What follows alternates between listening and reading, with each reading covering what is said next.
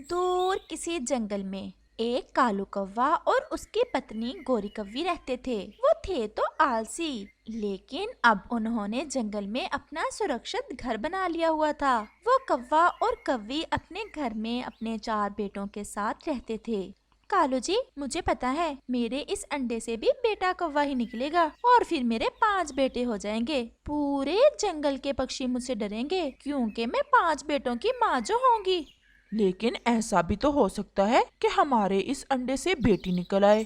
कालू, जैसी तुम्हारी काली शक्ल, बातें भी वैसी ही करते हो। तुम्हें अच्छी तरह पता है कि मुझे बेटियां पसंद नहीं, और फिर भी तुम बेटी का नाम ही ले रहे हो। मेरा तो बेटा ही होगा। जाओ, अब बेटे क्या कर रहे हो? जाओ और मेरे बेटों के लिए अच्छे अच्छे भोजन लाओ। अच्छा अच्छा भोजन खाएंगे तो ही जल्दी जल्दी बड़े होंगे ना मेरे बेटे।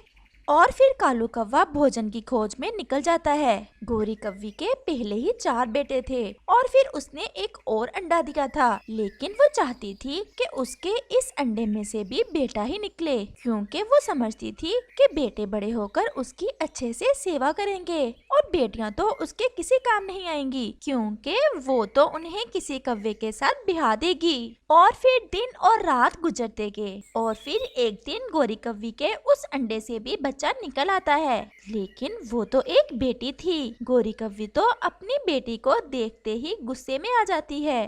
कालू मनहूस, तुम्हारी बात ही पूरी हो गई। बेटी निकली है हमारे अंडे से, अब तुम खुद ही करना इसकी रक्षा, मुझसे नहीं होगी। पाल पोस कर बड़ा मैं करूंगी और फिर ले जाएगा कोई कौवा इसे ब्याह कर। मुझे क्या फायदा देगी ये बेटी? गोरी, शर्म करो। तुम ये कैसे कह सकती हो कि ये तुम्हारे बेटे बड़े होकर तुम्हारी अच्छे से सेवा करेंगे और ये मासूम बेटी तुम्हारे किसी काम नहीं आएगी? तुम भी एक कवि हो, कुछ तो शर्म करो।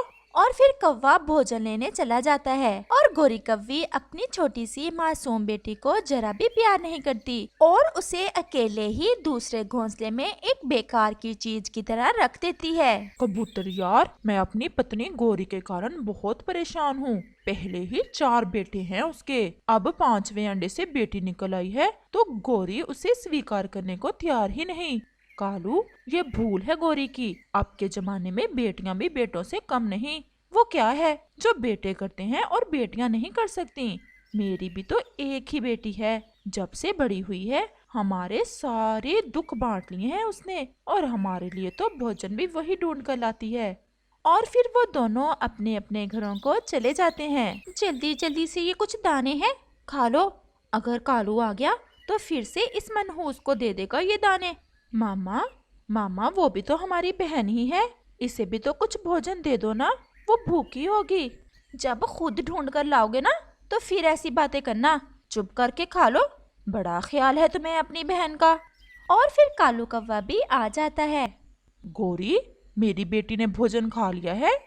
गोरी ने उसे एक दाना भी ना दिया था, लेकिन वो कालू से झूठ बोल देती है। खा लिया है? कुएं जैसा पेट है तुम्हारी बेटी का, सारे का सारा भोजन इसी ने तो खाया है। उनकी बेटी मासूम नजरों से अपनी माँ की तरफ देख रही थी। और फिर रात हो जाती है और वो सब सो जाते हैं। ये माँ मुझे प्यार क्यों नहीं करती और मुझे भोजन भी नहीं देती और ना ही भाई कौवों को मुझसे बात करने देती है। माँ, मैं एक बेटी हूँ, इसमें मेरा क्या दोष है? वो छोटी कौवी ऐसे ही सोचती रहती है और फिर सुबह हो जाती है। उठो उठो मेरे सब बेटो, उठो, जल्दी से तैयार हो जाओ, आज हम तुम्हारे नानों के यहाँ जा रहे हैं। हुर्रे! नानों के यहाँ बहुत मजा आएगा। माँ, क्या मैं भी जाऊंगी साथ? तुम घर में ही रहोगी, वैसे भी तुम्हें अभी अच्छे से उड़ना नहीं आता। मैं कहाँ उठाती फिरूंगी तुम्हें? तुम्हारा पापा दूसरे जंगल गया हुआ है, वो थोड़ी ही देर में आ जाएगा तुम्हारे पास। और फिर गोरी कौवी अपने बेटों को लेकर अपनी माँ की तरफ चली जाती और फिर दोपहर हो जाती है और उस मासूम छोटी कौवी को बहुत ज्यादा भूख लगी हुई थी। मुझे तो माँ कुछ खाने को भी नहीं दे कर गई। मैं थोड़ा थोड़ा तो उड़ ही लेती हूँ और मैं खुद ही अपने लिए भोजन ढूंढ लाती हूँ। ऐसा सोचते हुए वो छोटी कौवी उड़ने की कोशिश करती है, लेकिन वो गिर जाती है।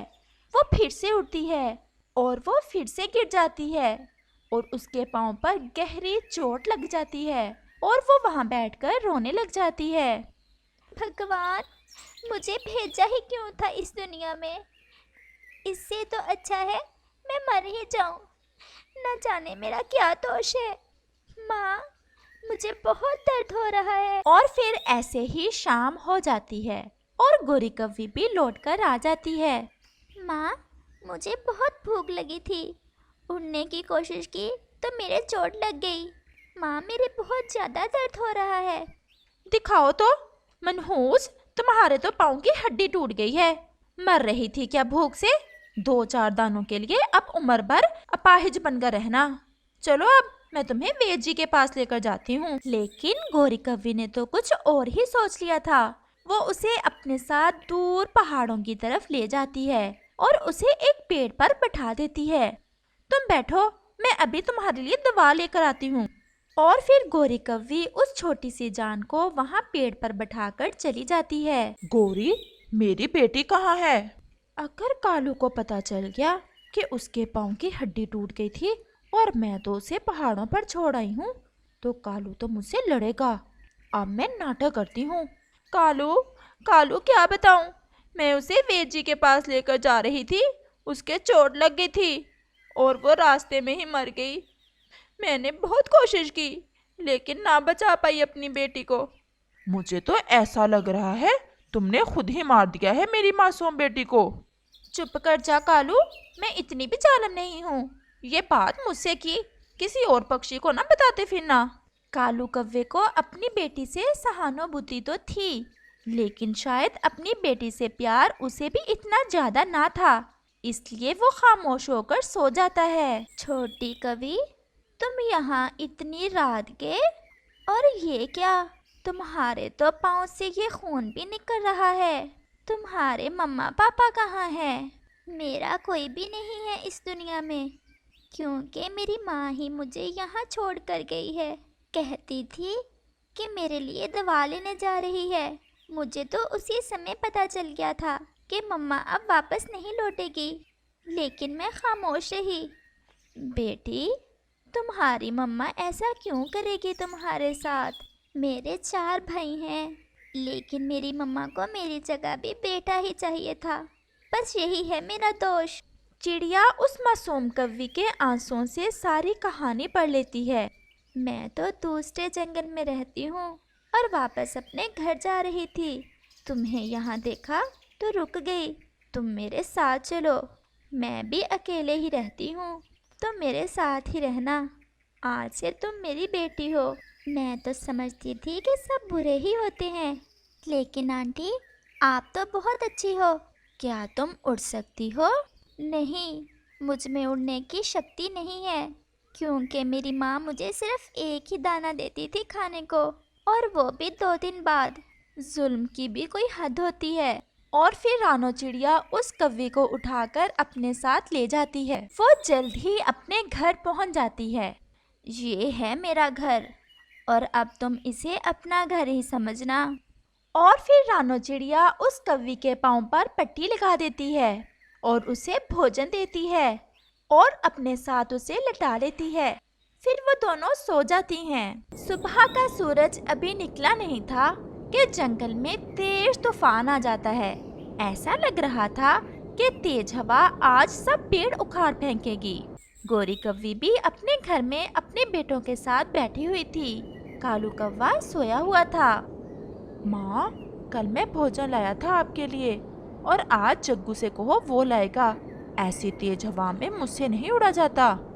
2 और भी हमारे भाई हैं, वो भी तो जा सकते हैं, मैं ही क्यों? गोरी, बहुत अच्छे से प्रशिक्षण कर रही हो अपने बेटों की। अभी से ऐसी बातें कर रहे हैं, कल न जाने क्या करेंगे।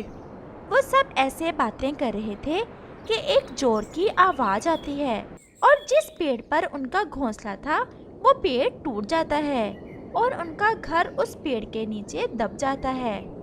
गोरी कव्वी के 2 बेटे मर जाते हैं और गोरी कव्वी और कालू कव्वा बहुत ज्यादा घायल हो जाते हैं। उनके पंख टूट जाते हैं। प्यारे दोस्तों, इस कहानी का अगला पार्ट देखने के लिए थोड़ा इंतजार करें।